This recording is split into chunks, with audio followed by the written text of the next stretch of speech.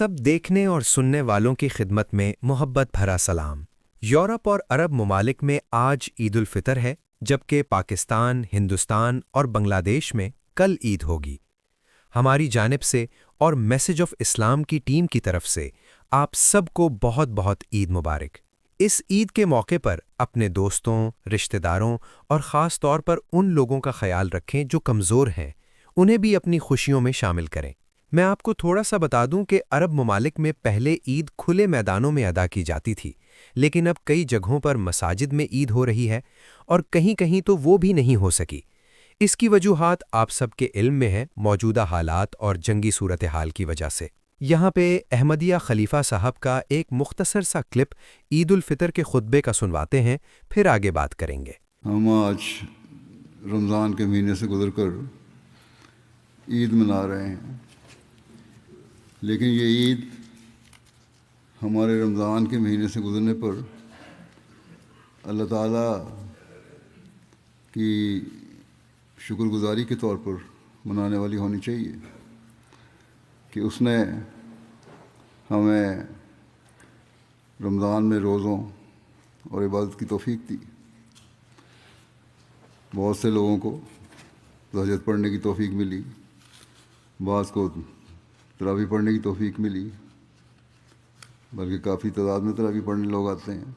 इसी तरह कुरान करीम बाकायदा पढ़ने और ख़त्म करने की तौफीक मिली, दर्स सुनने की तौफीक मिली, जमातों में कुरान करीम के दर्स भी होते हैं, ज़िक्र इलाही की तौफीक मिली, बाज़ लोगों को इत्काफ़ बैठने की भी तौफीक मिली।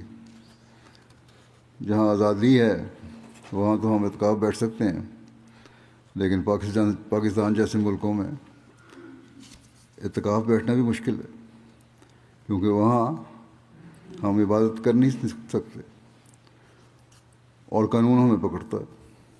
बहरहाल हमें दुआ करनी चाहिए अल्लाह ताला जल्द ऐसे सामान पैदा फरमाए कि ये पाबंदियाँ ख़त्म हों और हम आज़ादी के साथ पाकिस्तान में भी इबादत का हक़ अदा करने वाले बन सकें। बहरहाल जो मकसद मैंने बयान किया है, यही रमज़ान से गुज़रने और इसके दिन गुजारने का मकसद है।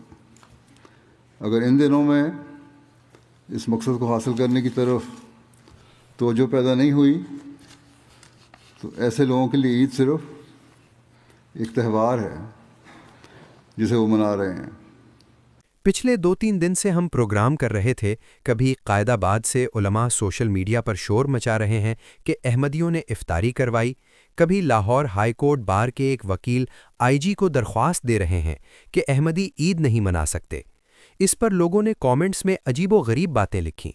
एक साहब ने लिखा कि अहमदियों को चांद भी नहीं देखना चाहिए, ईद का एहतमाम नहीं करना चाहिए, अपनी नज़रें नीची रखनी चाहिए, नमाज अदा नहीं करनी चाहिए। फिर कहा कि ईद के प्रोग्राम ना करें, सेमियां ना खाएं, नए कपड़े ना पहनें, नए जूते ना पहनें, ख़वातीन ब्यूटी पार्लर ना जाएं। यानी ऐसी ऐसी बातें कि इंसान हैरान रह जाए। उलमा अपनी ईद की फ़िक्र कम करते हैं, मगर अहमदियों की ईद के लिए बेचैनी ज़्यादा होती है। हालांकि हुकूमत पंजाब के तहत ज़्यादा मसाइल भी पंजाब में ही देखने को मिलते हैं। यहाँ एक ख़ास तरीके से माहौल बनाया जाता है, पुलिस को मजबूर किया जाता है कि अहमदियों के ख़िलाफ़ एफआईआर दर्ज करें। अगर वो ईद की खुशी मनाएं तो कहा जाता है कि हमारे जज्बात मजरूह हो जाते हैं। ये पाकिस्तान के हालात हैं। अलबत्ता अब कुछ बेहतरी आई है, ख़ास तौर पर जब से तहरीके लब्बाइक को कंट्रोल किया गया है। लेकिन ख़त्मे नबूवत का नारा इस्तेमाल करके बाज़ उलमा अब भी फितना और फसाद फैलाने की कोशिश करते हैं। अब मैं उनको बता दूं कि इस दफ़ा पुलिस को हिदायत दी गई हैं कि अगर कोई फ़ोन करके शिकायत करे कि अहमदी ईद पढ़ रहे हैं तो उल्टा शिकायत करने वालों के ख़िलाफ़ कार्रवाई की जाए, क्योंकि ये अमन ख़राब करने की कोशिश है। पाकिस्तान में वैसे भी ईद अब ज़्यादातर मसाजिद में अदा की जाती है।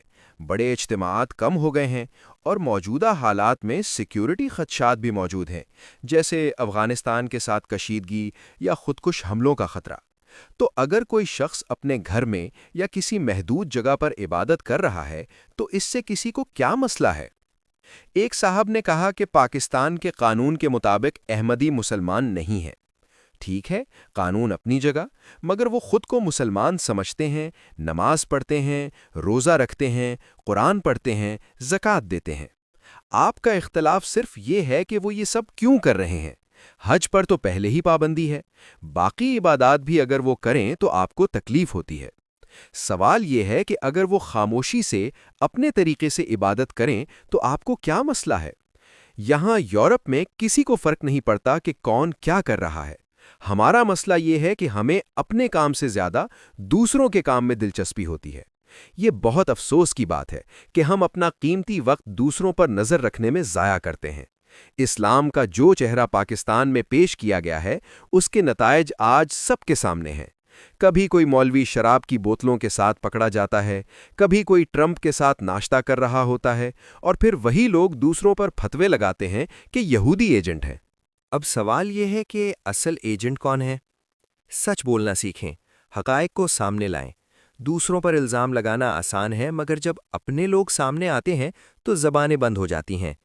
کل ایک مولانا صاحب ٹرمپ کے ساتھ ناشتہ کر کے آئے اور پھر بیان دے رہے تھے کہ ایران عرب ممالک پر حملہ کیوں کر رہا ہے، مگر یہ نہیں کہا کہ امریکہ عرب ممالک سے نکل جائے۔ اسی طرح فضل الرحمان کو دیکھ لیں، ان کے مدارس کے طلبہ ہاتھوں میں ڈنڈے لے کر گھوم رہے ہیں۔ کیا وہ تعلیم حاصل کرنے گئے تھے؟ یہی وجہ ہے کہ پاکستان میں دہشت گردی بڑھ رہی ہے۔ اور دوسری طرف احمدی ہیں، جن سے کبھی کسی کو نقصان نہیں پہنچا، نہ کسی درخت کا پتا ٹوٹا، نہ کوئی فساد کیا۔ میں وکالت نہیں کر رہا، صرف حقیقت بیان کر رہا ہوں۔ اگر کوئی عام آدمی کسی کو دھمکی دے تو اسے فوراً گرفتار کیا جاتا ہے، لیکن جب کچھ علماء کھلے عام واجب القتل جیسے الفاظ استعمال کرتے ہیں تو کوئی کارروائی نہیں ہوتی۔ یہ کہاں کا انصاف ہے؟ حکومت پنجاب اور دیگر اداروں کو چاہیے کہ ایسے لوگوں کو فوراً گرفتار کریں۔ یہ کسی کو مارنے کا اختیار نہیں رکھتے۔ پاکستان میں امن کے لیے یہ بہت ضروری ہے کہ سب کو آزادی سے جینے دیا جائے، کبھی عیسائیوں کے خلاف مسئلہ، کبھی ہندوؤں کے خلاف، کبھی کسی اور کے خلاف۔ خدارا پاکستان کو پاکستان رہنے دیں۔ یہ ملک سب کی قربانیوں سے بنا ہے، اور جن لوگوں نے اس کی مخالفت کی تھی وہ آج اس کے ٹھیکیدار بنے ہوئے ہیں۔ ہم امید کرتے ہیں کہ کل پاکستان میں عید پرامن طریقے سے گزرے گی اور کوئی ناخوشگوار واقعہ پیش نہیں آئے گا۔ اگر کوئی اہم خبر ہوئی تو ہم آپ تک ضرور پہنچائیں گے۔ چینل کو سبسکرائب کریں اور کامنٹ سیکشن میں اپنی رائے ضرور دیں۔ ویڈیو کو شیئر ضرور کریں۔ میسج آف اسلام کی طرف سے آپ سب کو عید مبارک۔